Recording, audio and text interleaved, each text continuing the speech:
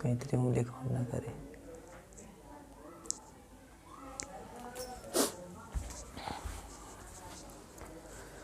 दोस्तों, आपका स्वागत है हमारे YouTube चैनल SP स्टडी पर। आज हम स्टार्ट कर रहे हैं अपनी 12वीं क्लास के पॉलिटिकल साइंस अर्थात राजनीति शास्त्र, जिसमें हम पढ़ेंगे अपनी 12वीं क्लास की राजनीति का पहला चैप्टर शीत युद्ध का काल। ठीक है, इसमें हम सबसे पहले पढ़ेंगे, या मैं सबसे पहले बोलूं, इस चैनल पर जो मेरे नए दोस्त हैं वो इस चैनल को लाइक करें, सब्सक्राइब करें और शेयर करें और कमेंट्स करें, जिससे हमारे वीडियो आने वाली वीडियो जो है तुम्हारे पास सबसे पहले उसका नोटिफिकेशन आए। चलो स्टार्ट करते हैं। वीडियो फर्स्ट है पहले चैप्टर की।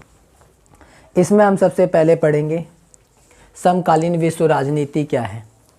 ठीक है, उसके बाद पढ़ेंगे हम दो ध्रुव, एक नई अर्थव्यवस्था का उदय और क्यूबा मिसाइल संकट। तो समकालीन विश्व राजनीति क्या है? इसका मतलब ये है कि दूसरे विश्व युद्ध के बाद के जो भी घटनाक्रम हुए, जो घटनाएं घटी, उन घटनाओं के केंद्र पर आधारित ध्यान था, जिसे हमने शीत युद्ध के नाम से जाना। इसे हमने क्या नाम दिया? शीतकालीन विश्व राजनीति। अब इसमें हुआ क्या, जब दूसरा विश्व युद्ध खत्म हुआ। दूसरा विश्व युद्ध कब से कब तक चला? दूसरा विश्व युद्ध चला हमारा 1939 से 1945 तक। जब ये दूसरा विश्व युद्ध खत्म हुआ,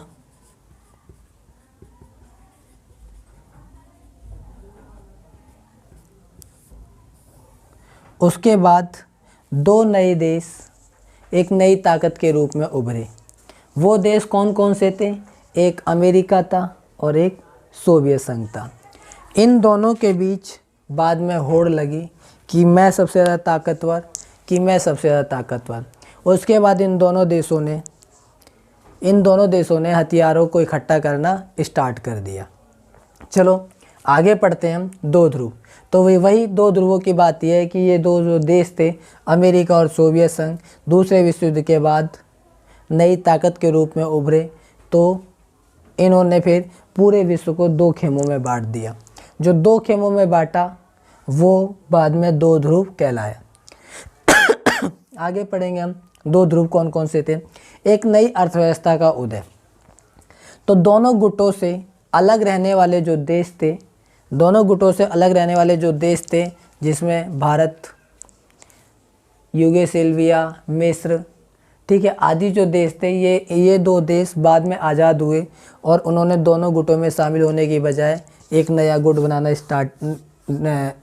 बनाने के बारे में सोचा, जिसका उन्होंने नाम दिया गुट निरपेक्ष। ठीक है, जो दोनों देशों के गुटों में शामिल नहीं हुए, वो अपने अलग गुट में ही रहे। उन्होंने दोनों गुटों से क्या लिया? दोनों गुटों से अलग रहने वाले देश यानी गुट निरपेक्ष ने गुटों से सहायता प्राप्त करी। कौन से गुटों से? इन दोनों ध्रुवों से प्राप्त की, जिससे उन्हें कुछ लाभ हुआ और लाभ होने के फलस्वरूप विश्व में तेजी से एक नई अर्थव्यवस्था का उदय हुआ, जिसे हमने क्या नाम दिया? एक नई अर्थव्यवस्था का उदय। उसके बाद आता है नंबर क्यूबा मिसाइल संकट। क्यूबा क्या था? क्यूबा अमेरिका के तटीय किनारे पर बसा हुआ एक कंट्री थी, जो कंट्री सपोर्ट करती थी सोवियत संघ को। और सोवियत संघ ने फिर इसका फ़ायदा उठाते हुए उसमें अपनी मिसाइल स्थापित कर दी, जिसका 2-3 हफ्ते बाद अमेरिका को पता लगा। अमेरिका डर गया था, सहम गया था कि अब क्यूबा की मिसाइल से अमेरिका का ज़्यादा क्षेत्र ध्वस्त हो सकता है, जिसका फ़ायदा किसको मिलेगा? सोवियत संघ को मिलेगा। तो फिर अमेरिका ने क्या करा? अमेरिका ने बड़े संयम से काम लिया और इनके पानी वाले जहाज़ सोवियत संघ के, उन्हें अपने कब्जे में लेना स्टार्ट कर दिया और क्यूबा को हिदायत दी कि सोवियत संघ से बोले कि अपना ये जो मिसाइल है, इस मिसाइल को यहाँ से हटा लें। सोवियत संघ को पता था कि इनके पास भी इतने हथियार हैं, अगर हम इनके हथियार वाले एरिया को ध्वस्त भी कर दें, उसके बावजूद इनके पास इतने हथियार बच जाएंगे कि हमारे को बहुत ज़्यादा मात्रा में नुकसान पहुंचा सकते हैं। तो सोवियत संघ ने संयम से काम लिया और मिसाइल हटा दी वहाँ से। उसके बाद उन्होंने उनके जहाज़ छोड़ दिए। तो ये तो वो कहानी थी। अब एक बार पढ़ लेते हैं कि क्या था। समकालीन विश्व राजनीति का अध्ययन द्वितीय विश्व युद्ध के बाद घटनाक्रम पर केंद्रित था, जिसे शीत युद्ध के नाम से जाना जाता है। इस अध्याय में हम उन परिस्थितियों का वर्णन भी करेंगे जिसके कारण दुनिया दो ध्रुवों में, यानी अमेरिका समर्थक तथा गुट निरपेक्ष सोवियत समर्थक गुट में बट गई। इसके अंतर्गत शीत युद्ध के दौर की प्रमुख घटनाओं के साथ साथ इसके दायरे की विवेचना करेंगे। हुआ क्या आखिर? परंतु उस परिस्थितियों में भी कई देशों ने अपने आप को दोनों गुटों से अलग रखने की नीति अपनाई। इन देशों ने दोनों ध्रुवों से सहायता प्राप्त करने का प्रयास किया, जिससे उन्हें लाभ भी हुआ, जिसके कारण विश्व में एक नई अर्थव्यवस्था का उदय हुआ। भारत शीत युद्ध के इस दौर में गुट निरपेक्षता की नीति अपनाते हुए उस पर तटस्थ रहा और लाभ उठाने में सफल भी हुआ। ठीक, अब पढ़ते हैं हम क्यूबा मिसाइल संकट। क्यूबा मिसाइल संकट में हुआ क्या था? संकट के कारण क्यूबा एक छोटा सा द्वीपीय देश है जो संयुक्त राज्य अमेरिका के तट से सटा हुआ है, लेकिन अमेरिका के साथ उसके संबंध ज़्यादा अच्छे नहीं रहे, क्योंकि शीत युद्ध के दौर में सोवियत संघ के समर्थन में वहाँ साम्यवादी का तेज़ी से प्रसार हुआ। सन 1959 में यहाँ फिदेल कास्त्रो ने सोवियत समर्थन से जनरल बतिस्ता की सरकार को बर्खास्त कर सत्ता पर अधिकार लिया। यहाँ पे एक डेट याद रखनी पड़ेगी। इसमें ठीक है, कब? 1959 में। 1959 में क्या हुआ? 1959 में फिदेल कास्त्रो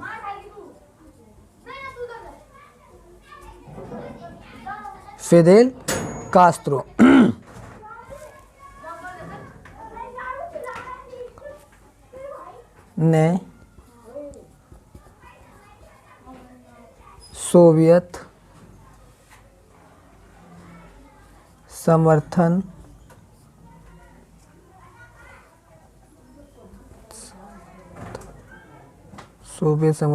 से जनरल बतिस्ता की सरकार को बर्खास्त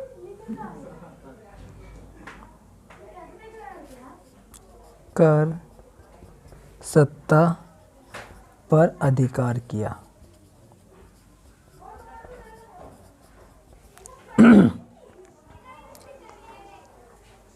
ठीक है, तो 1959 में क्या हुआ? फिदेल कास्त्रो ने सोवियत समर्थन से जनरल बतिस्ता की सरकार को बर्खास्त कर दिया और सत्ता पर अधिकार प्राप्त कर लिया। किसने? फिदेल कास्त्रो ने। किसके समर्थन से? सोवियत के समर्थन से। क्यूबा में अमेरिका के पूंजीपतियों ने करोड़पति डॉलर निवेश किए थे। कास्त्रो ने उद्योग पर सरकारी नियंत्रण कायम किया, करते हुए उन पर कब्जा कर लिया। कास्त्रो ने क्या करा? कास्त्रो ने कब्जा कर लिया।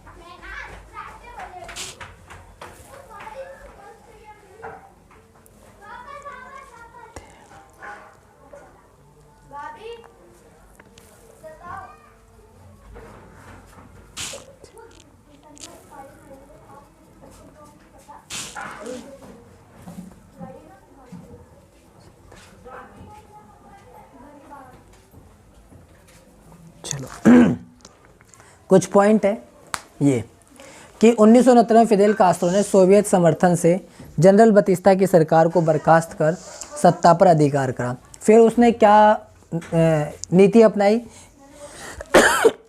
कास्ट्रो ने कब्जा किया अमेरिका के पूंजीपतियों के निवेश पर, जो उन्होंने क्यूबा के उद्योग पर निवेश किया था। और किस तरीके से? उद्योग पर नियंत्रण करके। 1961 में क्यूबा जो था वो दोनों महाशक्तियों के मध्य चरम तनाव के क्षेत्र में साबित हुआ। ठीक है, उसके बाद तो दोस्तों अब क्यूबा संकट के बारे में पढ़ेंगे हम। किसके बारे में पढ़ेंगे? क्यूबा संकट, यानी क्यूबा संकट क्या था। ठीक है, तो सबसे पहली बात 1962 में सोवियत संघ के जो नेता थे निकिता क्रुश्चेव, उन्होंने क्यूबा को अपना सैनिक अड्डा के रूप में प्रयोग किया और उसे सैनिक अड्डे के रूप में बदलने के लिए परमाणु मिसाइल भेज दी। अच्छा, ये क्यूबा क्या था? क्यूबा एक द्वीपीय देश था जो समुद्र के तट पर स्थित था।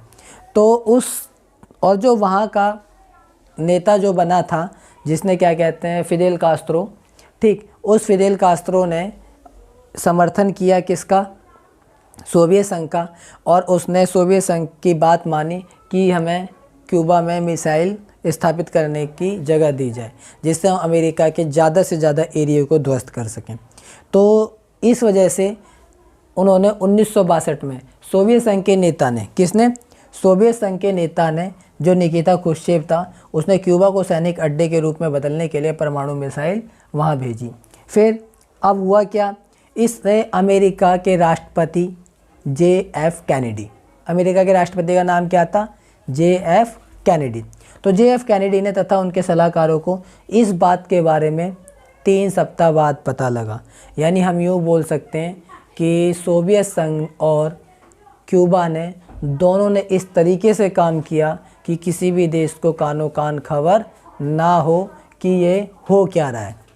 जब बाद में पता लगा, ओ तेरी, तो अमेरिका चौंक गया। क्या चौंक गया? अरे ये तो क्यूबा ने सोवियत संघ का समर्थन करके मिसाइल फिट करवा दी, हमारे ऊपर टारगेट बना दिया, जिससे क्या है कि वो सहन नहीं कर पाए इस बात को। अमेरिका के राष्ट्रपति ने संघ को यह संकेत देने की कोशिश की कि अमेरिका शांत नहीं है। अमेरिका ने क्यूबा के प्रति बहुत गंभीरता ली है, जिससे अब वो कुछ ना कुछ करके मानेगा।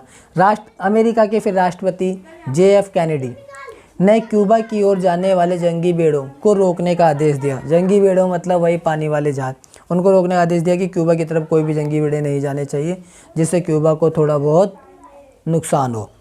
इसे देखते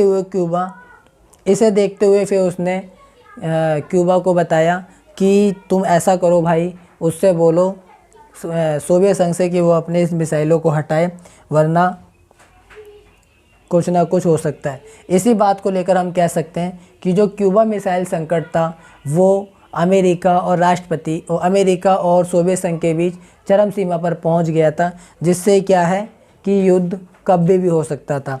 इसी संकट को हमने क्यूबा संकट कहा है। चलो अब हम देखते हैं शीत युद्ध की पृष्ठभूमि कि शीत युद्ध क्या था। शीत युद्ध क्या है? शीत युद्ध से अभिप्राय ऐसी अवस्था से है जब 2 या 2 से अधिक देश आपस में लड़ रहे हों, ठीक है, और उत्तेजित व तनावपूर्ण तरीके से। वास्तविक रूप में देखें तो यहाँ पर कोई युद्ध ना हो, ठीक है, यानी जिसे बोलते हैं हम कि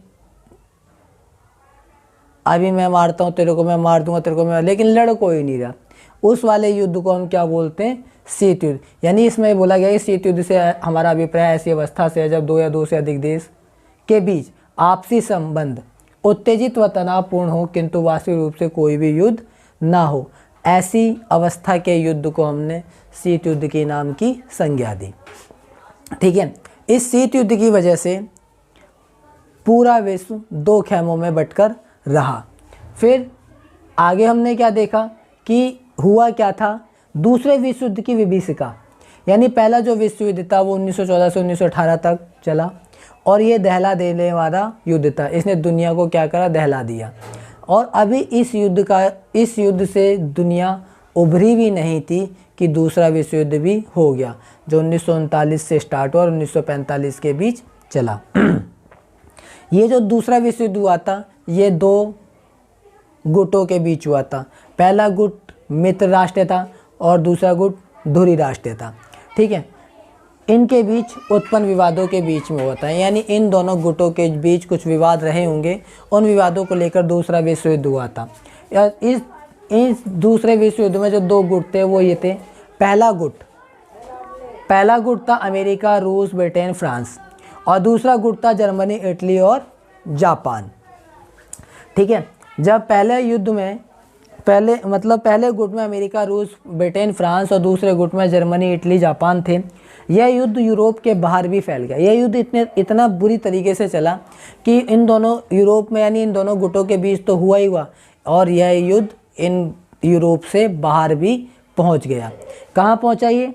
यह युद्ध का जो परिणाम था वो चीन, बर्मा, भारत तथा दक्षिणी पूर्व एशिया में भी घातक परिणाम दिखाई दिए, जिसने बड़े पैमाने पर धन तथा नरसंहार क्षति से दहला दिया। ठीक है, पृष्ठभूमि में ये इम्पोर्टेंट था, जो मैंने नोट्स बनवा दिए तुम्हारे को, इस नोट्स को पढ़ लेता।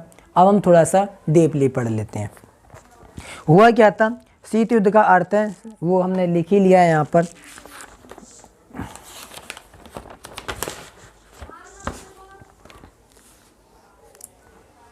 यानी द्वितीय विश्व युद्ध के बाद जब सोवियत संघ और अमेरिका के बाद दूसरी बड़ी ताकत बनकर उभरा, यानी दूसरे विश्व युद्ध के बाद सोवियत संघ और अमेरिका बड़ी ताकत के रूप में उभर कर सामने आया। हालांकि युद्ध के दौर ब्रिटेन, अमेरिका और सोवियत संघ से मिलकर फासीवादी ताकतों को हराया था।